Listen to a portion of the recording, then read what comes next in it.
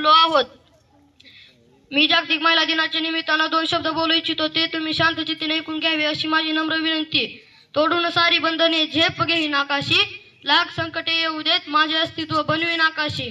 जरी परंपराच्या साखळ्यांनी केले असले बंदिस्त मला, त्या साखळ्या तोडून घेईन उंच भरारी, ताऱ्यासारखा चमकून जाईन माझे अस्तित्व बनवीन आकाशी. या भावना आहेत आजच्या 21व्या शतकातील स्त्रियांच्या मनात. या भावना आहेत आजच्या 21व्या शतकातील स्त्रियांच्या मनात.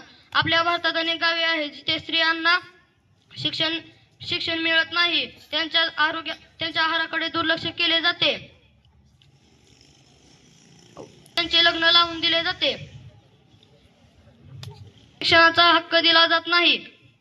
जन्माला येण्या अगोदर त्यांना मारले जाते. आपल्या शहरात स्त्री भ्रूण हत्या, हुंडाबळी असे अनेक प्रकार घडत असतात. पाया मजबूत होणे गरजेचे आहे. म्हणून इंदिरा गांधी, सावित्रीबाई फुले, कल्पना चावला अशा अनेक स्त्रियांनी दाखवून दिले आहे की स्त्रिया कोणापेक्षाही कमी नाहीत.